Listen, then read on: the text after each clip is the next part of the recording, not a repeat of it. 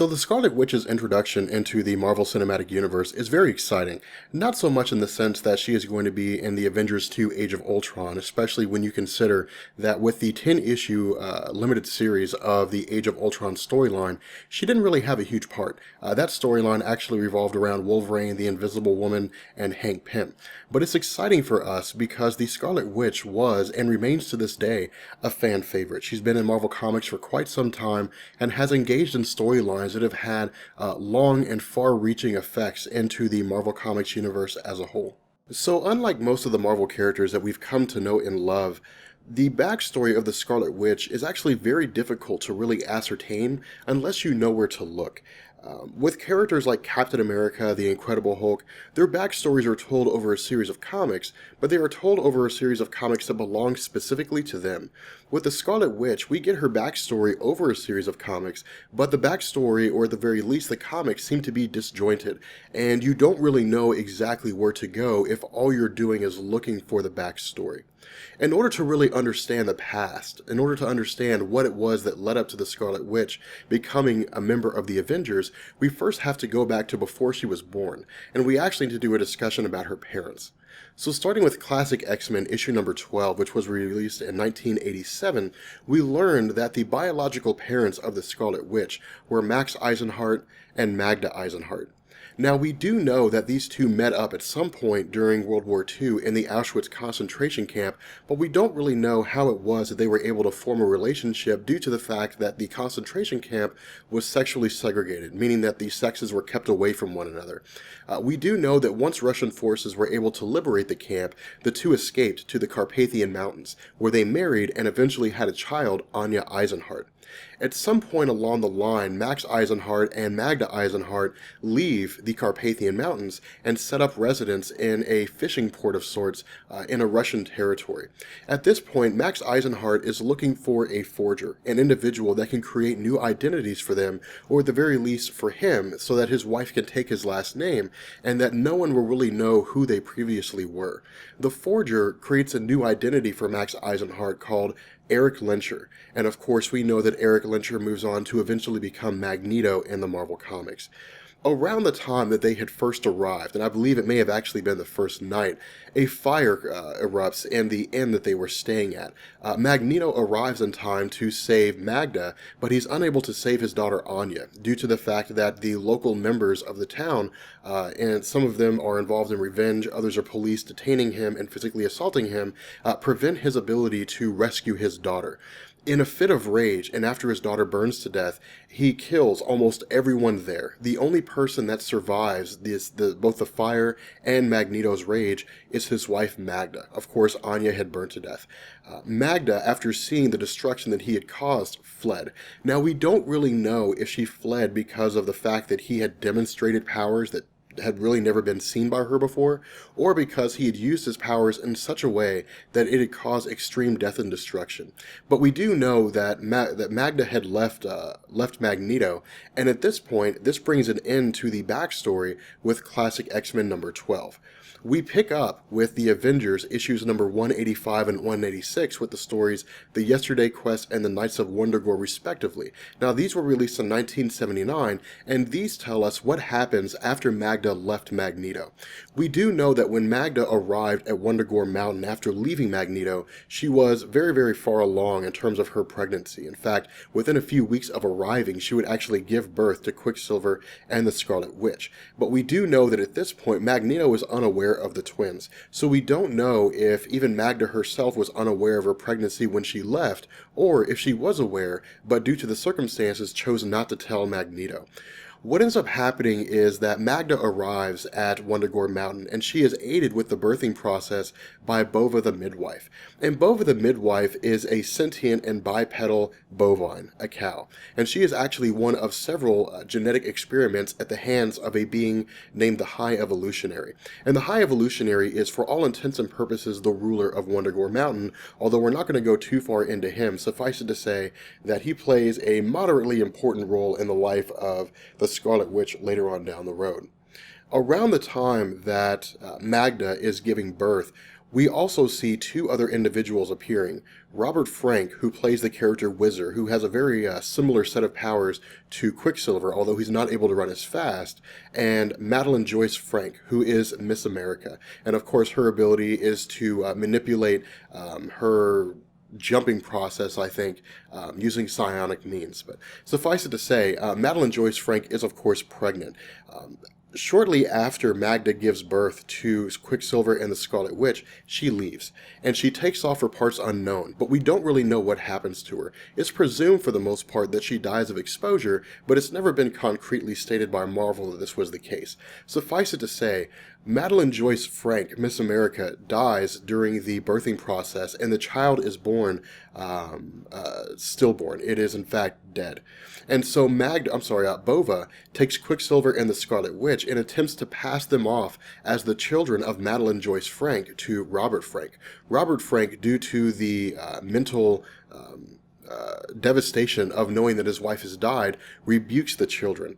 And so Bova takes the children to a local village where they are raised by the Maximovs, hence the reason why the Scarlet Witch is named Wanda Maximoff and why Quicksilver is named Pietro Maximoff.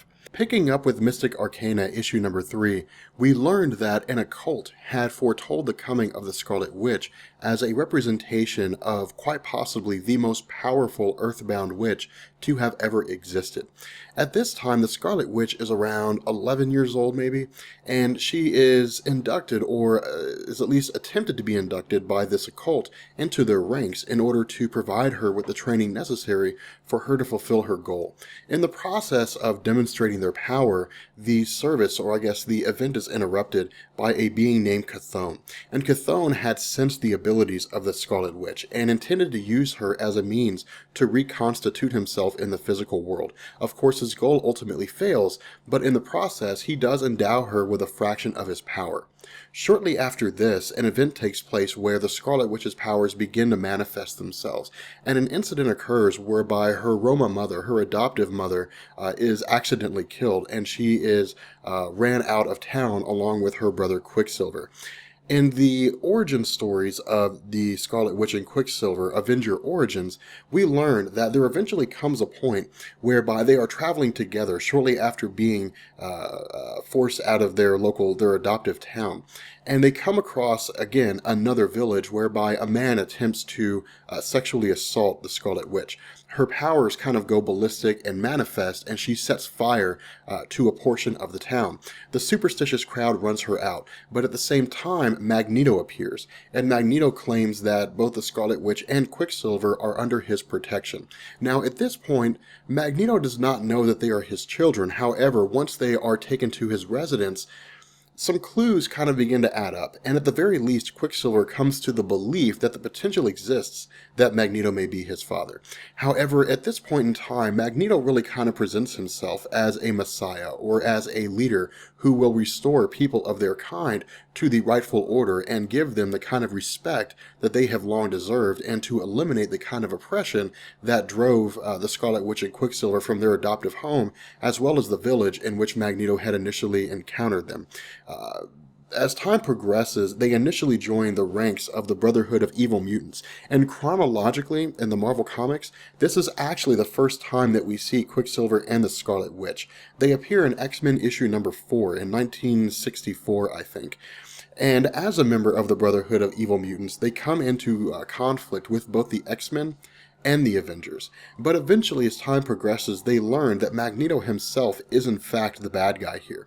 And eventually, they turn against Magneto after more or less kind of making the statement that by virtue of Magneto having saved them, they have since paid their debt, so to speak.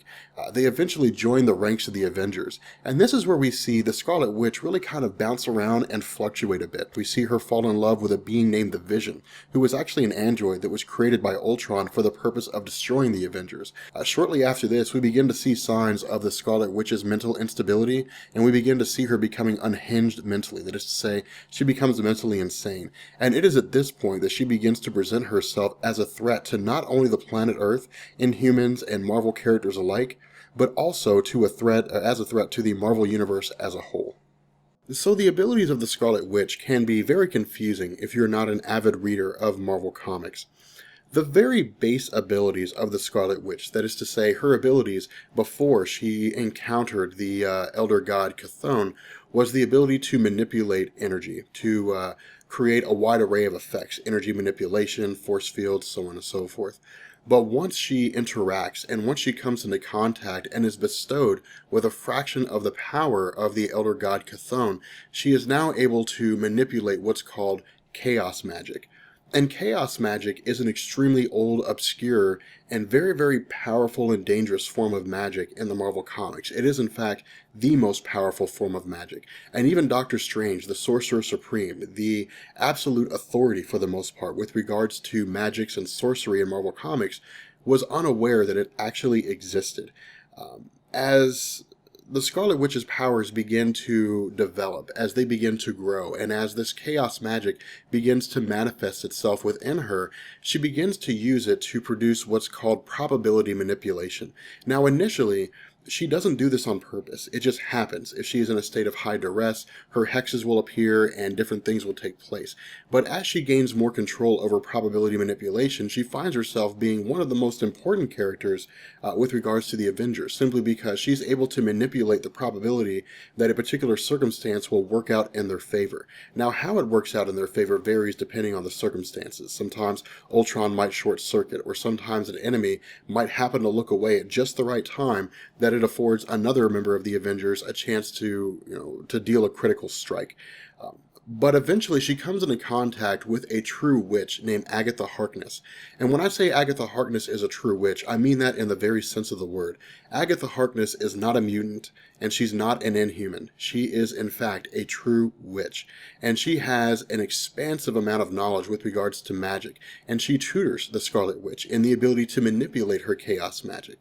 As the Scarlet Witch becomes more pronounced in her ability to manipulate chaos magic due to the tutelage of Agatha Harkness, she's able to in turn create force fields. She's able to bring people back from the dead. She's able to protect the lives of other people by manipulating the very fabric of the reality around them. And once she deals with Doctor Strange, we see that her powers expand even further. But then we begin to come across the point in the Marvel Comics where, again, her mental state begins to deteriorate. And this is where the Scarlet Witch begins to present herself as an extremely dangerous person. Because not only is she effectively going insane, she is a person who's going insane that also has the ability to alter reality. And it presents itself in such a way that she is, for the most part, the most detrimental person in the Marvel Comics universe, simply because the result of her ability to manipulate reality and any manipulations of reality that she may create may be due to a mental state that she simply cannot reverse it, and it may be stuck that way forever. And this is when we see Charles Xavier call together the X-Men, the Avengers, and a few other members of Marvel Comics to determine the fate of Wanda Maximoff. And this is ultimately when we see the House of M storyline rise, and then we see the House of M storyline fall, and the Decimation storyline. So what does it mean that we are going to be seeing the Scarlet Witch in the Marvel Cinematic Universe? This is the question that everybody's asking. This is what everybody's wondering. Are we going to see anything more from the Scarlet Witch? Are we going to see her in future films? Is Marvel simply going to keep her around as someone that's part of the Avengers team, but will never have her own solo film? We know that the Scarlet Witch and Quicksilver will have no tie-ins whatsoever to the Inhumans, so we don't know exactly what the backstory is going to be. Are they the result of genetic manipulation? Is their backstory going to be left obscure until Marvel can regain the rights to the term mutant from Fox? Do we know how all this is going to work? We don't really know. We have no idea what direction this is going to be going in. But what we do know is that one of the most beloved characters of Marvel Comics is getting a chance to appear on the silver screen, even if it's only going to be for one movie. And even if during the Age of Ultron storyline she appears in some kind of passing scenario or happens to join the Avengers off the cuff and then dies in the same film, at the very least we will get a chance to see one of our favorite characters on the silver screen and hopefully portrayed in a way that does the character justice. With that being said, I'm going to go ahead and bring this video to an end. I hope you guys enjoyed it. If you did, let me know, and I will catch you guys later. Peace.